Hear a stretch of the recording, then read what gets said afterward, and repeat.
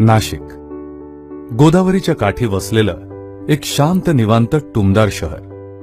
मुंबई पुण्याच्या तुलनेत तसं कमी धावपळीचं, पण या शहराला कित्येक शतकांचा इतिहास आहे. देशाच्या एका महत्त्वाच्या पुरातन इतिहासाचं साक्षीदार असलेलं हे शहर आहे. शहराच्या आजूबाजूच्या डोंगर पर्वतातूनही अनेक पुराण प्रसिद्ध स्थळं आहेत. ही पौराणिक स्थळं आणि दक्षिण गंगा गोदावरीच्या सान्निध्यामुळे हे देशातलं एक पवित्र स्थळ म्हणून ओळखलं जातं. या तशा शांत शहरातल्या शांत स्वभावाच्या नाशिककरांनी सन 2012 मध्ये एक क्रांतिकारक कौल देऊन इतिहास रचला. त्या वर्षीच्या महानगरपालिकेच्या निवडणुकांमध्ये नाशिककरांनी आपल्या भवितव्याच्या किल्ल्या महाराष्ट्र नवनिर्माण सेनेच्या हाती सुपूर्द करून माननीय राजसाहेब ठाकरे यांचं नेतृत्व स्वीकारलं. त्यामुळे नाशिक हे भूमिपूजनांचं शहर नाही, तर पूर्णत्वास गेलेल्या विकास कामांच्या उद्घाटनांचं शहर म्हणून ओळखलं जाऊ लागलं. कोणत्याही शहरातले रस्ते हे रक्तवाहिन्यांइतकेच महत्वाचे असतात. म्हणूनच शहरातल्या रस्त्यांच्या विकासाला आम्ही सर्वाधिक महत्त्व दिलं. आमच्या कार्यकालात नाशिक शहरात एकूण 510 किलोमीटर लांबीचे अंतर्गत रस्ते बांधले गेले. मुख्य रस्ते व रिंग रोड याबरोबरच कॉलनीतल्या रस्त्यांवरही विशेष लक्ष दिलं गेलं. रस्ते बनवताना त्यांच्या तब्बल 2000 चाचण्या घेतल्या गेल्या आणि बांधकाम करणाऱ्या कंत्राटदारांकडून त्यासाठी 3 वर्षांची हमी घेण्यात आली. आज नाशिक महानगरपालिकेच्या वार्षिक बजेटमध्ये रस्त्यावरचे खड्डे बुजवण्यासाठी कसलीही तरतूद करावी लागत नाही, कारण आज इथल्या रस्त्यांवर खड्डेच नाही. आपलं शहर स्वच्छ असावं ही कोणत्याही शहरातल्या नागरिकाची किमान अपेक्षा असते. या स्वच्छतेसाठी शहरातील कचऱ्याचं योग्य व्यवस्थापन करणं गरजेचं असतं. कचरा डेपो ही कोणत्याही शहरातल्या एका गलिच्छ आणि दुर्गंधीने भरलेल्या भागाची ओळख असते, कारण या कचरा डेपोमध्ये शहरातला कचरा बेजबाबदार पद्धतीने ओतला जातो आणि पुढे तो बराच काळ तसाच दुर्लक्षित राहतो. नागरिकांच्या मूलभूत आरोग्याला हानी पोहोचवणारी ही बाब केवळ अक्षम्य आहे. आम्ही आमच्या शहराच्या कचरा डेपोची व्याख्याच बदलायचं ठरवलं. आज नाशिक शहरात 200 घंटा गाड्या फिरतात. त्याचं व्यवस्थापन आणि नियोजन अत्याधुनिक जीपीएस प्रणालीनं केलं जातं. या घंटा गाड्या कचरा डेपोत येण्याआधी आणि जाताना असं दोन्ही वेळेला त्यांचं वजन केलं जातं. कचरा डेपोमध्ये या कचऱ्याचं संकलन केलं जातं. या कचऱ्याचं आधुनिक तंत्रज्ञानाच्या सहाय्याने टप्प्याटप्प्यानं वर्गीकरण आणि सूक्ष्मीकरण केलं जातं आणि त्यापासून खत निर्मिती केली जाते. लवकरच या कचऱ्यातून वीज निर्मिती करण्याची ही यंत्रणा आकार घेत आहे. शहरातलं सांडपाणी हाही असाच एक नागरिकांच्या मनस्तापांचा आणि तक्रारींचा विषय असतो. सांडपाणी तशा स्वरूपात नदीत सोडलं जाणं हे शहराच्या आणि पर्यावरणाच्या आरोग्याला अत्यंत हानिकारक असतं. आम्ही सांडपाणी हा विषय महत्त्वाचा मानून त्यासाठी नियोजनबद्ध आखणी केली. आज शहरातल्या 4 भागातून येणारं सांडपाणी अत्याधुनिक यंत्रणेनं पूर्णपणे शुद्ध केलं जातं. यातल्या गाळातून बायोगॅसची निर्मिती केली जाते आणि अशा प्रकारे हे पाणी पूर्णपणे शुद्ध झाल्यानंतरच गोदावरीच्या पात्रात सोडलं जातं, जे पुढे शेतीसाठी वरदान ठरतं.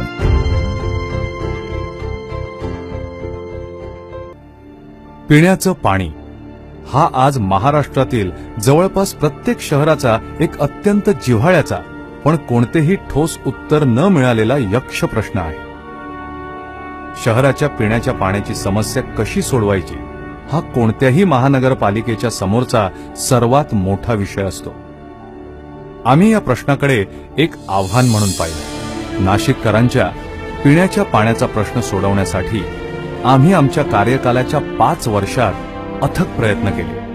नाशिक शहराजवळील मुकणे धरण प्रकल्प आम्ही सातत्याने पाठपुरावा करून अखेर मार्गी लावलेला आहे. या प्रकल्प पूर्तीनंतर धरणापासून शहरापर्यंत 16 किलोमीटर लांबीच्या पाईपलाईनद्वारे हे पाणी नाशिककरांना उपलब्ध होईल. या महत्वाकांक्षी योजनेच्या पूर्तीनंतर नाशिककरांना पुढील 40 वर्ष पिण्याच्या पाण्याचा प्रश्न भेडसावणार नाही. महापालिकेचा शहर विकास विभाग हा फायलींच्या ढकलाढकलीसाठी आणि मनस्तापदायी विलंबासाठी ओळखला जातो. आम्ही या विभागाचं स्वरूपच बदललं. आता कोणताही प्लॅन पास करण्यासाठी कोणालाही महानगरपालिकेत प्रत्यक्ष यायची गरजच नाही. हे काम आता पूर्णपणे संगणकीय प्रणालीतून होते. महापालिकेचा कारभार भ्रष्टाचार मुक्त कसा होईल याकडे आम्ही अत्यंत काटेकोरपणे लक्ष दिलं. नाशिक शहराची विविध विकासकामे प्रायोजित करण्यासाठी आम्ही अनेक कंपन्यांना आवाहन केलं आणि अनेक मोठ्या कंपन्यांनी आमच्या या कार्याला आर्थिक साथ देण्याचं आनंदानं मान्य केलं आणि शहरातल्या अनेक योजना मार्गी लागल्या.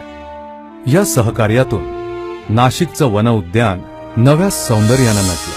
93 हेक्टर क्षेत्रफळ असलेल्या या वन उद्यानात अनेक नव्या संकल्पना आकारास आल्या. फुलपाखराची संकल्पना, 3 किलोमीटरचा सायकल ट्रॅक, त्यावर फिरण्यासाठी उत्तम सायकलींची उपलब्धता, वनौषधींचं संवर्धन, खुला रंगमंच, निसर्गाचं महत्त्व सांगणारा कथा अरण्याची हा लेझर शो, अशा अनेक बाजूंनी हे वन उद्यान अधिक देखणे आणि रम्य होऊन गेले. इथे दाखवला जाणारा हा लेझर शो इतका लोकप्रिय झालेला आहे की तो पाहण्यासाठी नागरिक रांगा लावून उभे राहतात.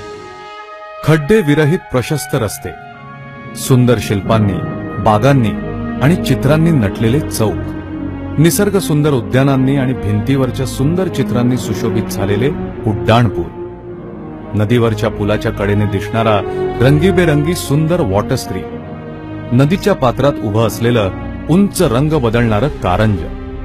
पाहता पाहता नाशिक शहराची ओळख महाराष्ट्रातलं एक स्वच्छ सुंदर शहर अशी झाली.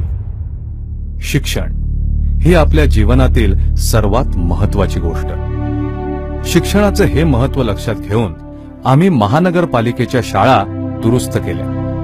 काही शाळा नव्यानं बांधल्या आणि केवळ एवढं करून आम्ही थांबलो नाही. आपल्या देशात कुठेही रहदारीचे नियम शिकवले जात नाहीत. रहदारीचे नियम शिकलोच नाही तर आपण ते पाळणार कसे? आम्ही नाशिकमध्ये ट्रॅफिक एज्युकेशन पार्क उभं केलं आणि याद्वारे आपल्या पुढच्या पिढीला रहदारीच्या नियमांचं शास्त्रशुद्ध शिक्षण देण्याची सोय उपलब्ध करून दिली. छत्रपती श्री शिवरायांच्या पदस्पर्शानं पुनीत झालेल्या आपल्या महाराष्ट्राला फार मोठा स्फूर्तिदायी असा इतिहास आहे. हा इतिहास जागवण्यासाठी आम्ही स्वर्गीय श्री बाळासाहेब ठाकरे स्मारक एक ऐतिहासिक संग्रहालय करून हा इतिहास जागवला. ज्येष्ठ इतिहास तज्ञ माननीय श्रीमंत बाबासाहेब पुरंदरे यांच्या मार्गदर्शनाने आकारास आलेल्या या संग्रहालयात अनेक सांस्कृतिक ठेवे आहेत. ज्येष्ठ चित्रकार वासुदेव कामत यांच्या कुंचल्यातून साकारलेलं चित्रमय शिवचरित्र आहे. ऐतिहासिक शस्त्रास्त्रांचं दालन आहे. त्यात इतर असंख्य ऐतिहासिक शस्त्रांप्रमाणेच प्रत्यक्ष छत्रपती शिवरायांच्या सुप्रसिद्ध जगदंबा तलवारीची देखणी प्रतिकृती आहे. नाशिकमधलं हे संग्रहालय आज महाराष्ट्रातलं एक महत्वाचं आंतरराष्ट्रीय दर्जाचं संग्रहालय म्हणून ओळखलं जातं. 3 वर्षांपूर्वी आम्ही नागरिकांकडून ऑनलाईन तक्रारी स्वीकारायला सुरुवात केली. या माध्यमामधून गेल्या 3 वर्षात आमच्याकडे 72,000 तक्रारी आल्या.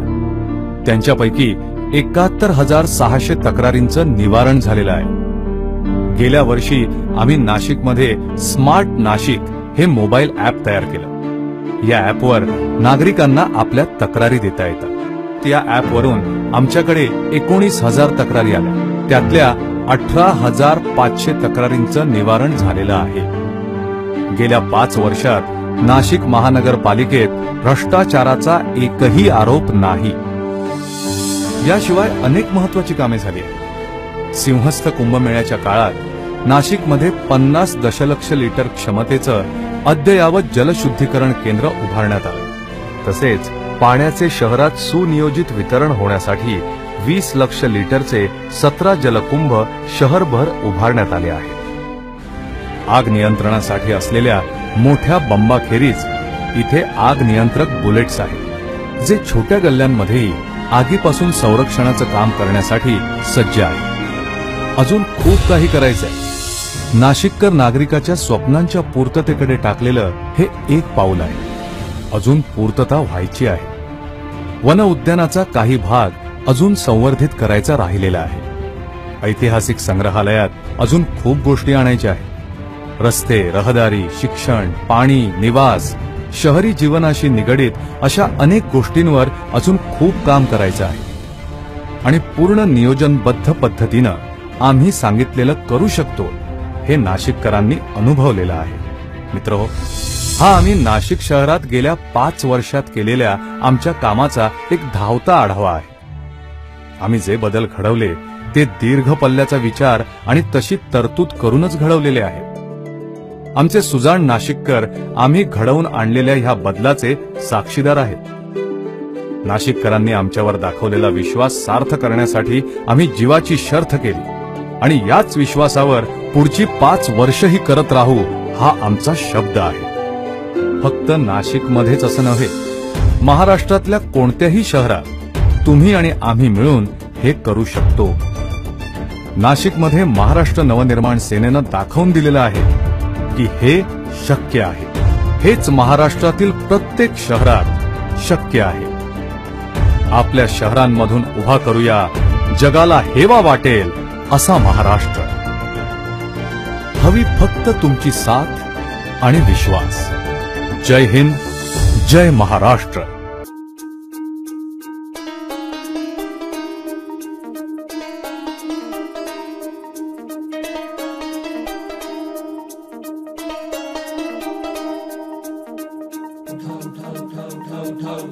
हो उठा उठा उठा उठा आभाळ फाटले, आभाळ फाटले. हो उठा उठा उठा उठा आभाळ फाटले, बडव्याच्या आगीन रानसार पेटले. आभाळ फाटलंय, पडव्याच्या आगीन रानसार पेटलंय. झालाया राख बघा देश सारा, तोंड दाबून बुक्यांचा भरमारा. हे झाला या राख बघा देश सारा, तोंड दाबून बुक्यांचा भरमारा. समुद्राच्या पोटातलं पाणी आटलंय. वेळा पडलाय गनिमांचा आकाश, तुला मात द्या.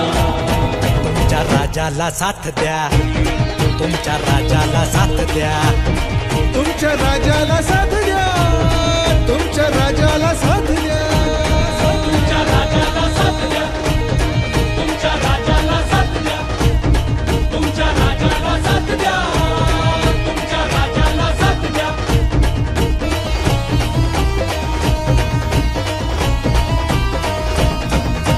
सिंहासनाचा कधी मोह न पडला, राजमहाली कधी जीवन अडकला.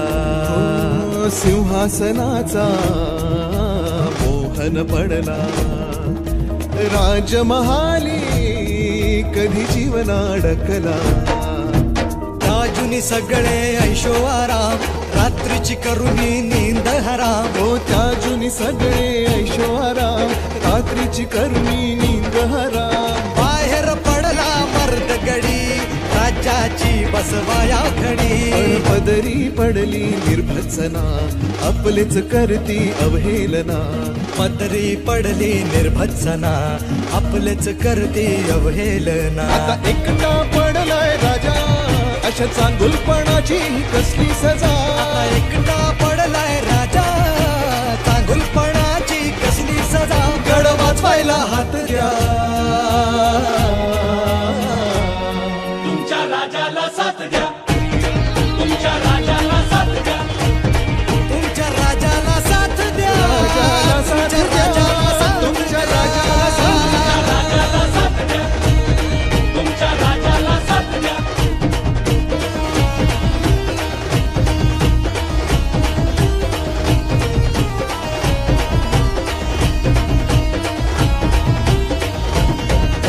शहराचे हाल काय झाले पहा, टाळूवरचं लोणी खाया कुत्री दहा.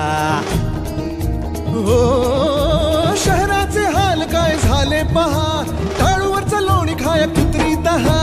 वाघ्याला सोडून आता जंगलाना वाली, गब्बरगी धाड जनतेचं ताट खाली. भाग्याला सोडून आता जंगलाला वाली, गब्बर की झाड जनतेचं ताट खाली. धनुष्याला बाण नाही, बाणाला धार नाही, तलवारी चार नाहीत, यांचं काही खरं नाही. यांचं काही खरं नाही, यांचं काही खरं हो नाही. त्यांचं जाऊ दे झालं गेलं, तुमचं काय ते सांगा. बँकेच्या रांगेत मिळते का जागा त्यांचं जाऊ दे झालं गेलं तुमचं काय ते सांगा बँकेच्या रांगेत मिळते का जागा माकड होऊन गांधींची स्वप्नात रंगलात येडा